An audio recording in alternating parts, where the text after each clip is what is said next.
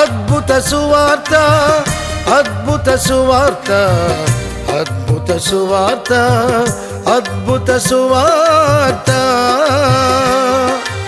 ఆశ్చర్యకరుడు, ఆలోచనకర్త, ఆశ్చర్యకరుడు, ఆలోచనకర్త, ప్రభు యేసు వార్త, రక్షణ సువార్త, ప్రభు యేసు వార్త, రక్షణ సువార్త.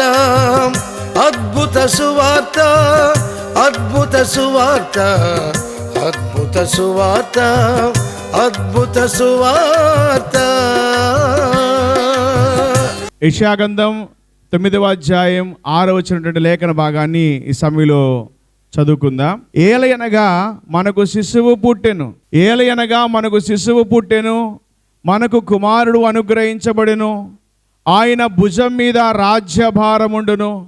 ఆశ్చర్యకరుడు, ఆలోచనకర్త, బలవంతుడైన దేవుడు, నిత్యుడగు తండ్రి, సమాధానకర్తకు అధిపతి అని అతనికి పేరు పెట్టబడును.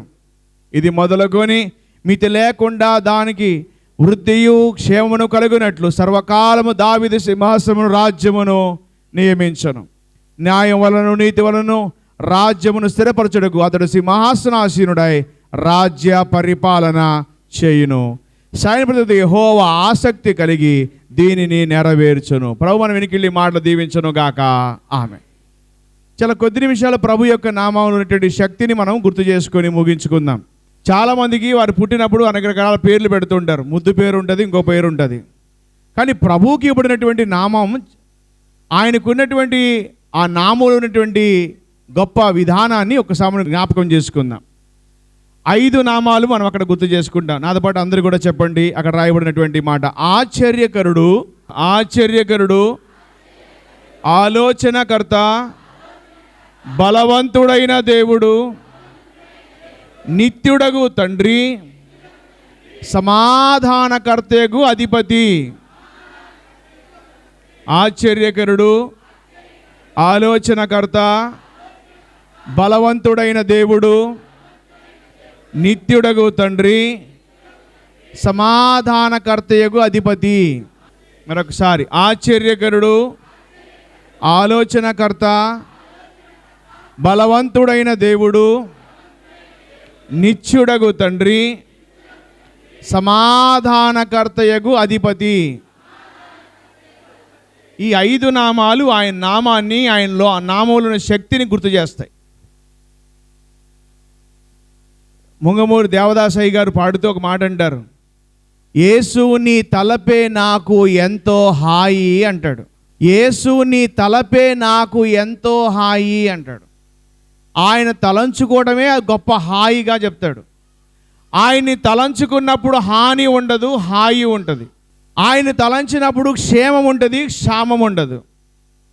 ఆయన యొద్దకు వచ్చి ప్రతి ఒక్కరికి మేలు కలుగుతుంది, కీడు కలగదు.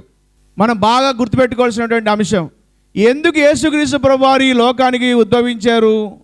2023 సంవత్సరాలుగా ఈ యొక్క క్రిస్మస్ కార్యక్రమాన్ని ఎందుకు జరిగిస్తున్నారు? ఊరు, వాడ, పల్లె, గల్లీ నుంచి ఢిల్లీ అని మనం అంటాం, రాజకీయ నాయకులు ఎక్కువ ఉపయోగిస్తారు. కానీ ప్రపంచవ్యాప్తంగా జరిగించుకునేటువంటి ఏకైక పండుగ క్రిస్మస్ పండుగ. దేవునికి స్తోత్రం, హల్లెలూయా. ఇంతకీ క్రిస్మస్ అంటే అర్థం ఏంటి? క్రైస్ట్ అంటే క్రీస్తు అని, మాస్ అంటే ఆరాధన అని. క్రీస్తును ఆరాధించేటువంటి పర్వదినం ఇది. ఎందుకు ఆయన ఆరాధించాలి అంటే లోకరక్షకుడుగా ఆయన ఈ లోకానికి జన్మించాడు అని. ఎందుకొరకు ఆయన ఈ లోకానికి వచ్చాడంటే లోక పాపమును మోసుకొని పోయే దేవుని గొర్రె పిల్లగా ఆయన కనబడుతూ ఉన్నాడు. ఆయనకి ఇవ్వబడినటువంటి నామాలలో ఇక్కడ ఉన్నటువంటి పేరు ఆశ్చర్యకరుడు. ఏంటికి ఈయనకి ఈ పేరు ఉండింది అని అంటే ఆయన మన జీవితంలో ఆశ్చర్య కార్యమును జరిగిస్తాడు. యోబు గ్రంథం 37వ అధ్యాయం 5వ వచనం మనం గమనించినట్లయితే, దేవుడు ఆశ్చర్యకరముగా ఉరుముతోని చేయును, మనము గ్రహింపలేని గొప్ప కార్యములు చేయును అని. అందుకే ఆయన పేరు ఆశ్చర్యకరుడు. చెప్పండి, ఏం చేస్తాడు ఈయన అంటే ఆయన గొప్ప ఉరుముతోని జరిగించి నీ జీవితంలో గ్రహింపలేని గొప్ప కార్యాలు, ఆశ్చర్య కార్యములు జరిగిస్తాడు. ఆశ్చర్యకరుడు. ఆయన కార్యములు ఎంతో అబ్బురపరుస్తాయి, ఆశ్చర్యపరుస్తాయి. ఎప్పుడు కూడా దేవుని బిడ్డలు కుంగిపోవాల్సిన అవసరం లేదు. దేవుడు లేటుగా చేయొచ్చు, కానీ దాన్ని లేటెస్ట్గా చేస్తాడు. ఆయన కార్యములు ఆలస్యములు కానీ అవి గంభీరములు. వీటిని మనం బాగా గుర్తుపెట్టుకోవాల్సిన వారమై ఉన్నాం.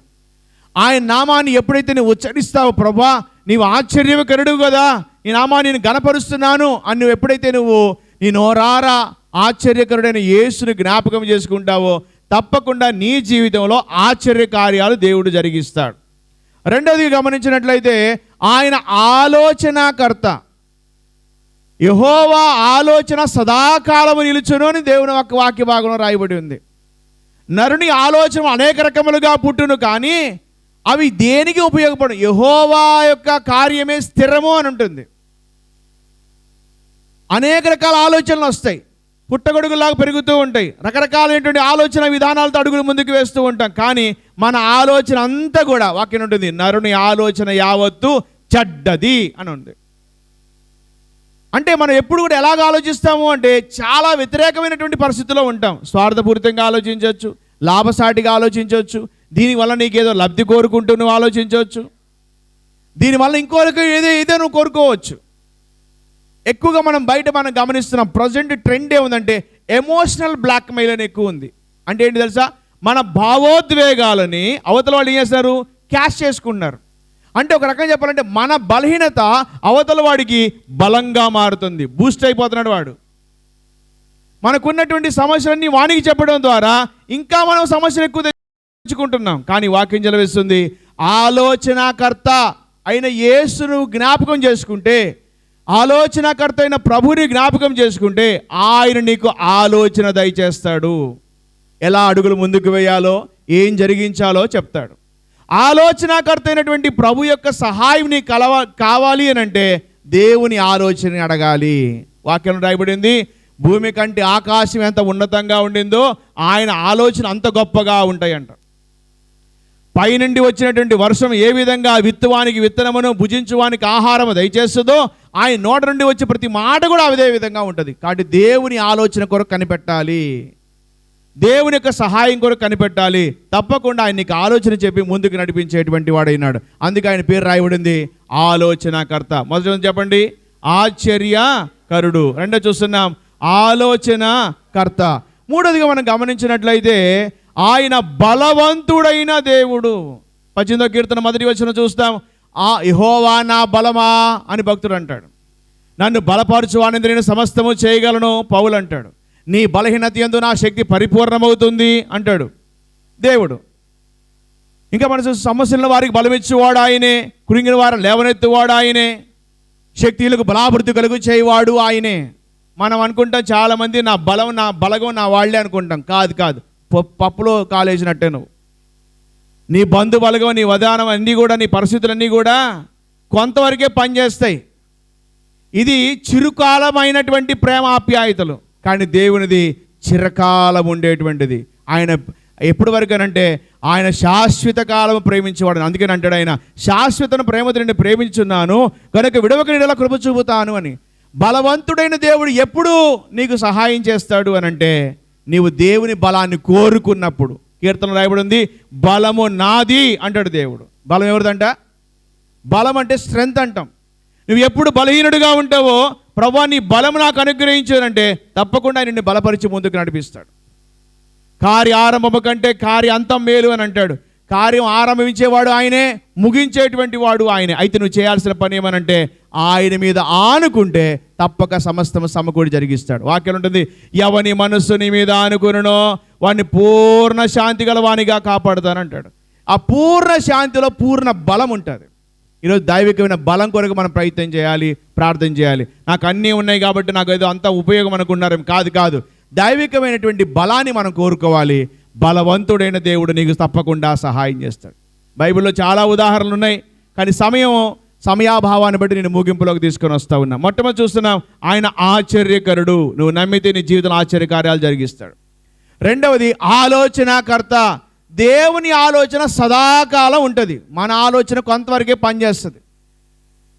ఎప్పుడైతే నువ్వు దేవుని ఆలోచన అడుగుతావో ఆయన తప్పకుండా నీకు ఆలోచన తెలియజేసి. ఇప్పుడు మీకు అనిపించింది, ఎలా చెప్తాడండి దేవుడు ఆలోచన అంటే? ఎవరో ద్వారా నీకు గుర్తు చేస్తాడు. దేవసేవకుల ద్వారా మాట్లాడచ్చు, వాక్యం ద్వారా నీతో మాట్లాడచ్చు, కళ ద్వారా మాట్లాడచ్చు, ప్రత్యక్షతనివ్వచ్చు, దర్శనం ద్వారా మాట్లాడచ్చు. ఎవరో ఒక మంచి ఆత్మీయ సహోదరుడి వలన, ఒక్కొక్కసారి చిన్న పిల్లలు కూడా ఆలోచన చెప్తారు, ఇలా కూడా చేయొచ్చు కదా అని. ఆలోచన మనకు ఉండదు. కానీ ఆలోచనాకర్త అయిన ప్రభువుని మనం ఎప్పుడైతే తలుస్తామో, ఆయన గుర్తు చేసుకుంటామో, ఆయనకి ఆలోచన చెప్పి ముందుకు నడిపిస్తాడు. మూడోదిగా చూస్తున్నాం, ఆయన బలవంతుడైన దేవుడు. ఏ దేవుడు అంట? బలవంతుడైన దేవుడు. నిన్ను బలపరుస్తాడు.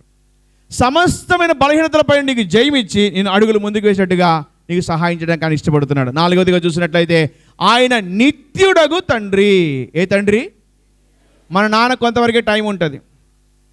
నాన్న అని పాట పాడుతూ ఉంటాం, నాన్నకి ప్రేమతో అని పాడుతుంటాం, రకరకాల ప్రేమల గురించి మనం చూస్తూ ఉంటాం. కానీ అయితే ఇక్కడ నాన్న ఎలాంటి నాన్న అయినా అంటే నిత్యుడగు తండ్రి.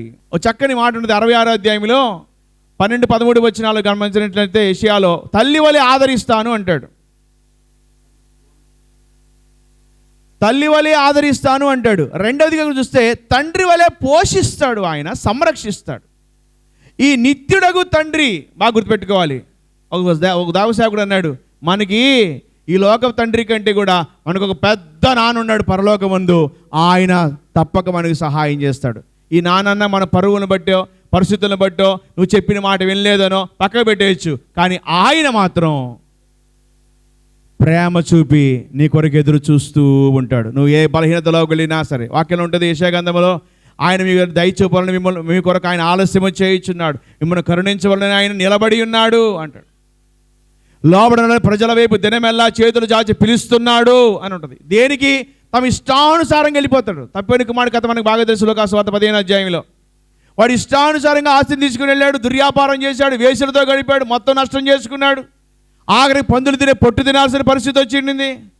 అప్పుడు వాడు గుర్తు చేసుకున్నాడు, ఎవరిని అంటే తండ్రిని గుర్తు చేసుకున్నాడు.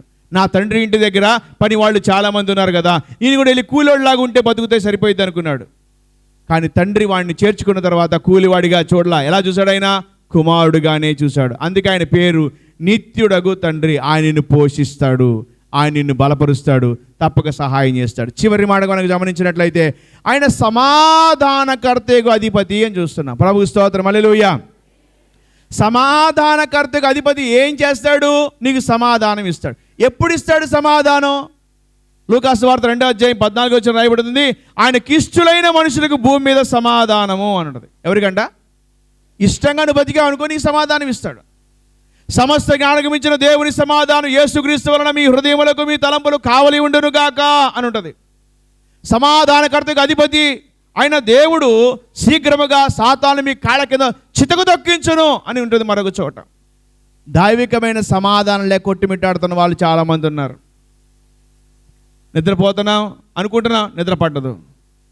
ఏదో రకరకాల వ్యాపకాలు, ఈ లోక సంబంధించిన విషయాలు నేను మాట్లాడట్లా. సమాధానం, దైవికమైన సమాధానం, సంతృప్తికరమైన జీవితం ఆయన మాత్రమే ఇస్తాడు. ఆయన పేరే సమాధానకర్తకు అధిపతి. ఇంకో మాట చెప్తా, ఆయనని షాలేము రాజు అంటారు. చెప్పండి, ఏ రాజు?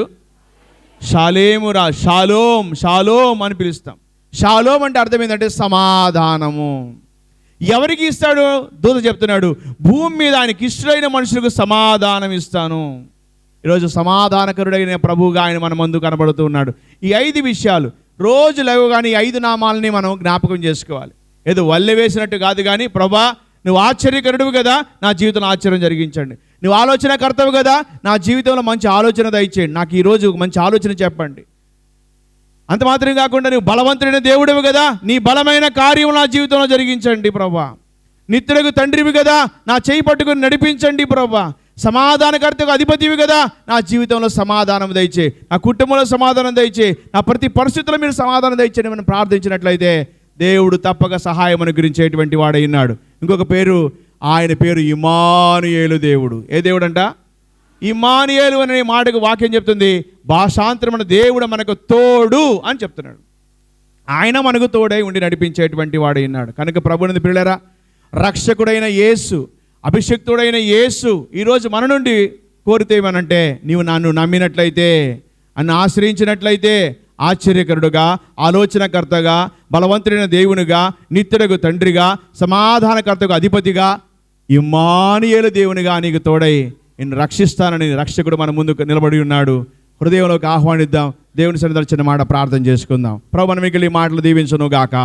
ఆమేన్. అందరూ కళ్ళు మూసుకుని, ప్రభా ఆశ్చర్యకరుడైన దేవా, నా జీవితంలో కార్యం జరిగించండి, నీ సహాయము దయచేయండి అని దేవుని కృప కొరకై వేడుతూ ప్రార్థనలో కొనసాగుదాం. ఒక్క నిమిషం దేవుని సన్నిధిలో ప్రార్థన చేద్దాం. 5 నామాలు గుర్తు చేసుకోనండి. ఆశ్చర్యకరుడా నీకు స్తోత్రం, ఆలోచనకర్త నీకు స్తోత్రం, నిత్యుడగు తండ్రి నీకు స్తోత్రం, బలవంతుడైన దేవా నీకు స్తోత్రం, సమాధానకర్తకు అధిపతి నీకే వందనాలు అంటూ ప్రభు యొక్క నామాన్ని గణపరుచుకుంటూ ఆయన నామాన్ని మహింపరుచుకుందాం. ఇమ్మానుయేలు దేవుడుగా నాకు తోడై ఉండండి, ఆశ్చర్యకరుడుగా నా జీవితంలో ఆశ్చర్యమును జరిగించండి, ఆలోచనకర్త గుండి ఆలోచన దయచేయండి, నీ సన్నిధానము తోడింప దయచేయండి, నీ కృప నీ కాపుదల నీ కటాక్షం మెండుగా దయచేయండి. నీ కృప చూపండి నాయన, నీ దయ చూపండి, నీ సహాయం అనుగ్రహించండి, నీ కనికరము దయచేయండి, నీ కృపా వాసనతో మనం బలపరచండి అని దేవుని సన్నిధానంలో మనం ఆయనకు అప్పగించుకుంటూ ఆయన కృపా కొరకై ఆయన కటాక్షం కొరకై ప్రార్థన చేద్దాం. పరిశుద్ధుడా ప్రేమగల తండ్రి, చెప్పడం వాక్యానుసారం అందరి జీవితాల్లో ఆశ్చర్య కార్యములు జరిగించండి. ప్రభా మా తండ్రి, మీరు ఆలోచన దయచేయండి, బలవంతుడైన దేవుడిగా మీరు మాకు తోడై ఉండండి. అంతేగాక మా ప్రభా మా దేవా, నిత్యుడకు తండ్రి గుండి మమ్మల్ని చేపట్టి నడిపించండి, నీ సహాయం మాకెల్లరికి మెండుగా దయచేయండి. అంత మాత్రమే కాక మా తండ్రి సమాధానకర్తగా అధిపతిగా ఉండి మా కుటుంబంలో, సంఘములో, మా చుట్టూన సమాజంలో మీరే ప్రభ సమాధానకరమైన నీ ఉద్దేశం నెరవేర్చి దీవించుమని యేసు పరిశుద్ధ నామములో విశ్వాసంతో స్తుతించి ప్రార్థించి అడిగి వేడుకుంటున్నాము పరమ తండ్రి, ఆమేన్. ప్రభుకు అందరి చేతులు సోదరులు హల్లెలూయా, హల్లెలూయా.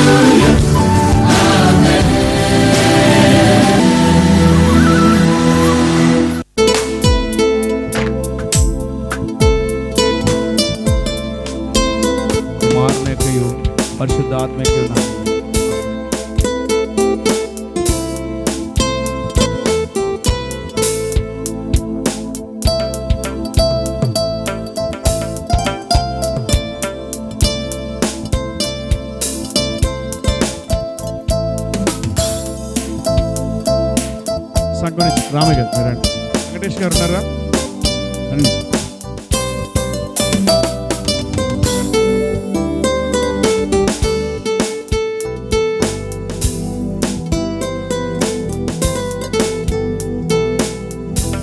తండ్రి యొక్కయు కుమారుని యొక్కయు పరిశుద్ధాత్మయు నామములో అందరు చెప్పకుండా ప్రభువుని మహిమపరుద్దాం. ఒకసారి పట్టుకోండి, అది చూడండి. తమ్ముడు, పట్టుకోండి. వైపు చూడండి.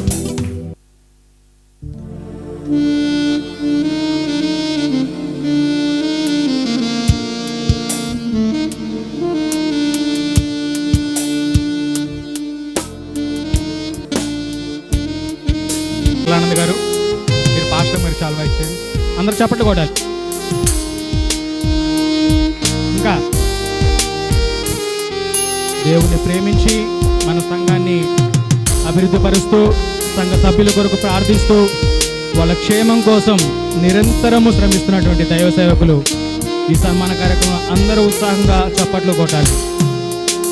అదేవిధంగా నూతన వస్త్రాలతో కూడా సేవకుల్ని గౌరవించాలనే అభిప్రాయం. చప్పట్లు కొట్టాలి అందరూ. చప్పట్లు. అదేవిధంగా సంఘం తరఫున సేవకుల యొక్క కుటుంబానికి దేవుని యొక్క వాక్యముతో ఒక చిన్న మెమోటోతో గౌరవిస్తున్నాము. అందరూ చప్పట్లు కొట్టాలి.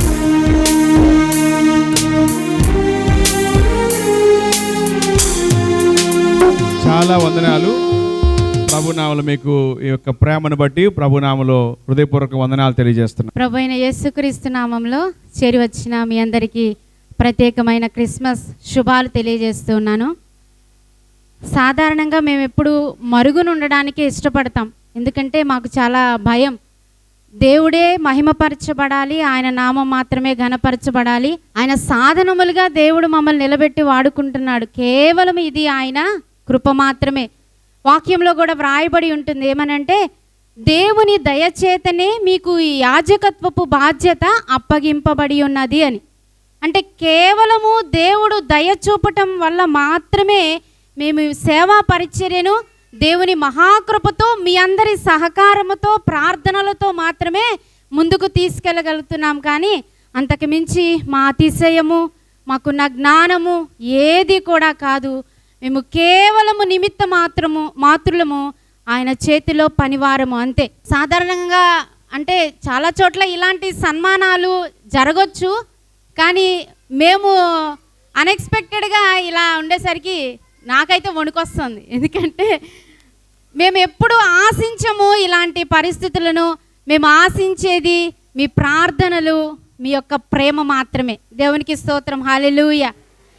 కానీ మమ్మలను మీ బిడ్డలుగా ప్రేమించి గత కొన్ని సంవత్సరాలుగా పాస్టర్ గారు ఈ యొక్క ప్రాంతానికి వచ్చిన దగ్గర నుంచి 2002వ సంవత్సరం నుంచి ఈ దినము వరకు కూడా నిజముగా మమ్మలను మీరు మీ కడుపులో దాచుకొని వచ్చారు. దేవునికి స్తోత్రం, హల్లెలూయా. ఇర్మియా అంటాడు కదా, దేవుడు నన్ను దాచిపెట్టాడు అని. నిజముగా అన్ని సందర్భాలలో అన్ని విషయాలలో మీరు మమ్మల్ని దాచిపెడుతూనే ఉన్నారు. మీ ప్రేమ, మీ సహకారము, మీ ప్రార్థన కడవరకు ప్రభు వచ్చే వరకు ఈ రీతిగానే కొనసాగాలని మనస్ఫూర్తిగా మిమ్మల్ని కోరుకుంటూ, మీ అందరి కొరకు నమ్మకంగా చెప్తున్నాను, నిత్యము ఈ యొక్క మందిరములో ధూపము వేయబడుతూనే ఉంటుంది. మీ అందరి క్షేమం కోసం మీ అందరూ వర్ధిల్లాలని, కుటుంబాలుగా మీ అందరూ విస్తరించబడాలని, దీవించబడాలని మనస్ఫూర్తిగా మేమిద్దరము కూడా సంఘము కూడా మరి మీ కొరకు ఎప్పుడూ ప్రార్థిస్తూనే ఉంటుంది. మీ కొరకు ప్రార్థించే సంఘము పవర్ గాస్పెల్ మినిస్ట్రీస్. హల్లెలూయా. దేవుడు మాకు ఇచ్చినటువంటి ఈ మహాకృపను బట్టి మరొక మారు ఆ దేవాది దేవునికి వందనాలు చెల్లిస్తూ, చిన్నవారిమైన మమ్మలను జ్ఞాపకం ఉంచుకొని మీరు చేసినటువంటి సత్కార్యాన్ని బట్టి కూడా మరొక మారు మీకు అందరికీ చేతులెత్తి నిండు వందనాలు తెలియజేస్తూ నా ఈ మాటలు ముగిస్తూ ఉన్నాను. హల్లెలూయా.